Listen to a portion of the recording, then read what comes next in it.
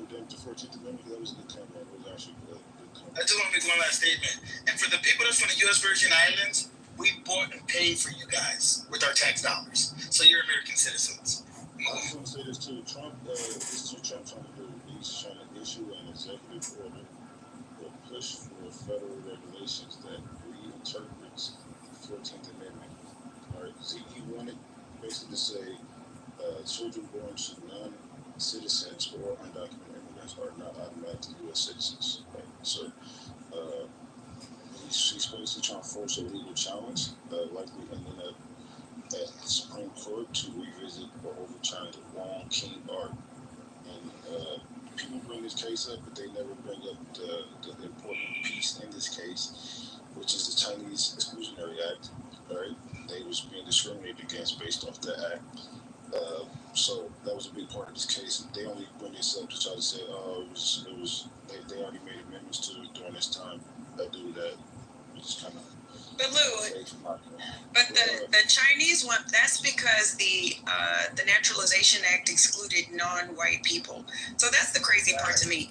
Trump is mentioning the 14th Amendment and slavery, right? Which no Republican even utters the word slavery, right? So shout out to Republicans for at least saying the S word after a century. No, I'm being facetious. So the point that I'm trying to say is that, Mitch McConnell said that Barack Obama being elected was reparations, so they have said the R word. But basically, so we could also refer to the Chinese, the Wong case, but people also don't refer to Dred Scott, which was similar to Wong, because remember, Dred Scott literally was a challenge to the Constitution, right? It was a challenge to, to the Naturalization Act. So the same way that you're dismissing Wong, that is why, the 14th Amendment had to basically be open for everybody. So it's actually misinformation that it was only for the children of the formerly enslaved, because this country has been racist since day one. There were literally things that were put in place for non-white people. Like, that's literally what it says. Like I said, I learned about all this in the 2nd and the 3rd grade, right? So if you look at Dred Scott, so as I've said before on this app, I literally have Native American blood. So all of you are immigrants to me, seriously. Like, literally all of you. I just answered your question. So I'm not against immigration because all of y'all would not be here. Like, I literally have indigenous blood. So all of you, do you not understand what I'm telling you? I'm on the side of, because on one hand you're it's only confusing to you. All of you are immigrants to me. So I'm not anti-immigrant, because then it would just be me and my ancestors here, which I would love, actually, right? So, but no, all of you are immigrants to me, because none of y'all were born here. You see what you said. Do you not understand the words that are coming out of my mouth? I answered your question. Do you have another one? At the same time, no, I'm not. You're defending the way that the 14th So Amendment you don't have I'm defending the Constitution because I'm an American. I believe in the Constitution. Like, do you not understand that?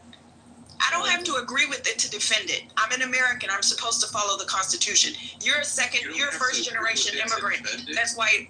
No, I don't have to agree with it to defend it. What are you talking about? So that's an easy thing to understand. You're going to act like that, Chuck. That oxymoronic statement is easy to understand. Wait a minute. What are you confused about? I don't have to agree with something to defend it. Are you serious right now? Oh my God, y'all are so emotional. Anywho, the point that I'm making, Lou, is that Dred Scott literally, remember that interpretation said, if you are a child of a slave, it does not matter if you're in this country or not, you cannot be a citizen ever, which is why the 14th Amendment also, right, had to basically say this is inclusive of everyone, because the Naturalization Act, right, if you remember early on in this country was not white women, right? It was not poor white men, which is 90% of the white people on Clubhouse, talking about, oh, y'all are different. We're not like the blacks. Yes, the fuck you were, because your ass wasn't included in that shit either, which is why it quote unquote said you had to be a white person of good standing. And what the fuck did that mean? You had to have some money. You had to have some land, just like the founding fathers. So the poor white people should be up in arms about the 14th Amendment too, because that shit didn't apply to y'all. That gave y'all just as much freedom as it did the former Negroes. I'm done. But go ahead, Lutz. Let's talk about the big, beautiful bill. Speaking of poor white people. Oh, they really gonna be... And it said good character, by the way, not good standing. Yeah, good character. We know what that meant. No poor white people. So I don't know why they